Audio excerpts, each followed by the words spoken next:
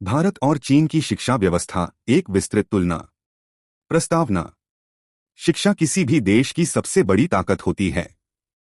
जिस देश की शिक्षा व्यवस्था मजबूत होती है, वह देश विज्ञान, तकनीक, अर्थव्यवस्था, सेना, स्वास्थ्य और विकास के हर क्षेत्र में आगे बढ़ता है।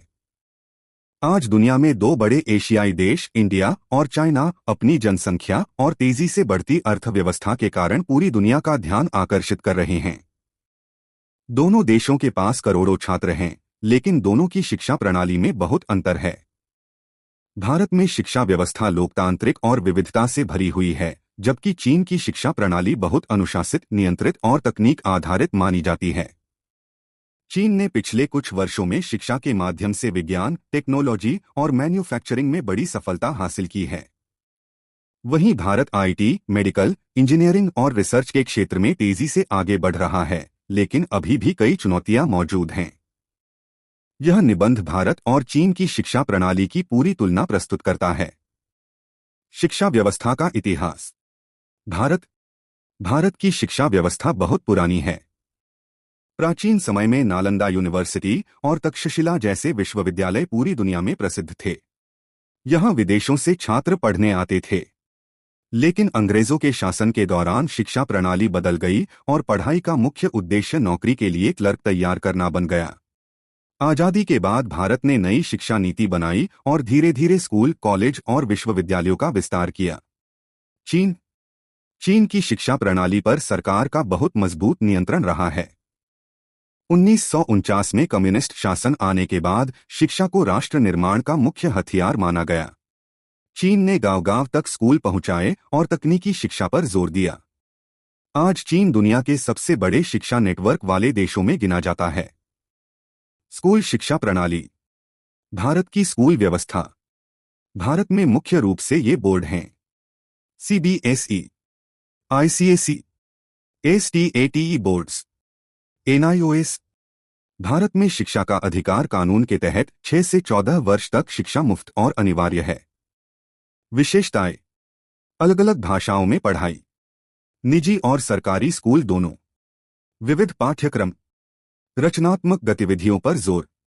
समस्याएं: गांवों में स्कूलों की कमी, शिक्षक अनुपस्थित रहना, कमजोर इंफ्रास्ट्रक्चर, कई जगह डिजिटल सुविधाओं की कमी। चीन की स्कूल व्यवस्था। चीन में शिक्षा अधिक केंद्रीकृत है। पूरे देश में लगभग एक जैसा पाठ्यक्रम लागू किया जाता है।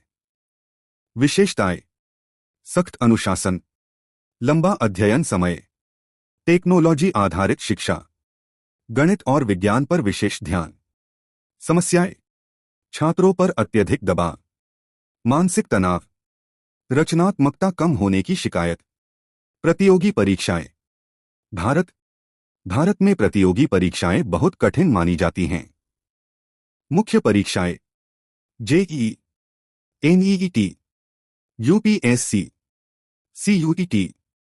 लाखों छात्र हर साल इन परीक्षाओं में बैठते हैं। कई छात्र कोचिंग संस्थानों पर निर्भर हो जाते हैं। समस्याएं: पेपर लीक, मानसिक दबाव, आत्महत्या के मामले, आर्थिक असमानता। चीन में सबसे प्रसिद्ध परीक्षा है जीएओकेएओ। यह परीक्षा छात्रों के भविष्य का फैसला करती है। इसे दुनिया की सबसे कठिन परीक्षाओं में गिना जाता है। विशेषताएं: अत्यधिक प्रतिस्पर्धा, अनुशासन, सरकार की सख्त निगरानी। समस्याएं: छात्रों पर बहुत दबाव, नींद की कमी, सामाजिक दबाव, तकनीकी और डिजिटल शिक्षा। भारत में डिजिटल शिक्षा तेजी से बढ़ रही है। मुख्य platform: DIKSHA, SWAYAM, BYJUS, UNACADEMY। Covid के बाद ऑनलाइन शिक्षा का विस्तार हुआ। चुनौतियां: इंटरनेट की कमी, गरीब छात्रों के पास मोबाइल नहीं, ग्रामीण क्षेत्रों में नेटवर्क समस्या। चीन एआई और स्मार्ट क्लासरूम में बहुत आगे है। विशेषताएं: एआई आधारित शिक्षा, फेस रिकॉग्निशन तकनीक, स्मार्ट बोर्ड, रोबोटिक्स शिक्षा। चीन तकनीक का उपयोग करके छात्रों की गतिविधियों तक मॉनिटर करता है। उच्च शिक्षा। भारत के प्रमुख संस्थान INDIN institutes of technology, ALL India institute of medical sciences, INDIN institutes of management. Bharat के छात्र विदेशों में भी अपनी प्रतिभा दिखाते हैं। समस्याएं: रिसर्च फंडिंग कम, सीटों की कमी, बेरोजगारी। चीन चीन ने विश्वविद्यालयों में भारी निवेश किया है। प्रमुख विश्वविद्यालय: TSINGHUA यूनिवर्सिटी, PEKING यूनिवर्सिटी।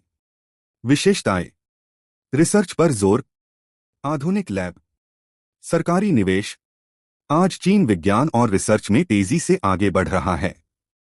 शिक्षा पर खर्च: भारत GDP का अपेक्षाकृत कम हिस्सा शिक्षा पर खर्च करता है। कई विशेषज्ञों का मानना है कि शिक्षा बजट बढ़ाने की जरूरत है। प्रभाव: सरकारी स्कूल कमजोर, शिक्षक और संसाधनों की कमी। चीन शिक्षा पर भारी निवेश करता है। वहां स्कूलों और विश्वविद्यालयों में आधुनिक सुविधाएं उपलब्ध हैं। छात्रों का मानसिक स्वास्थ्य: भारत में परीक्षा का दबाव लगातार बढ़ रहा है। विशेषकर जी और NEET की तैयारी करने वाले छात्रों में तनाव बढ़ता है। कारण: परिवार का दबाव, नौकरी की चिंता, असफलता का डर।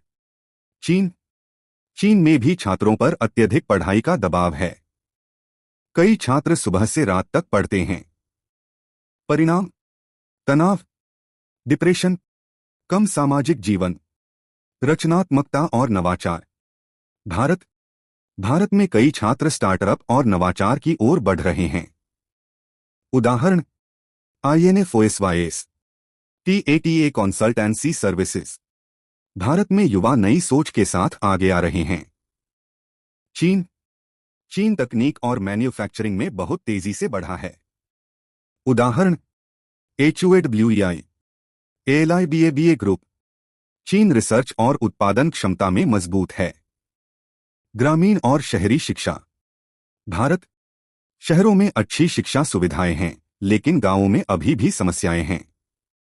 समस्याएं: शिक्षक की कमी, बिजली और इंटरनेट की समस्या, स्कूल छोड़ने वाले छात्र।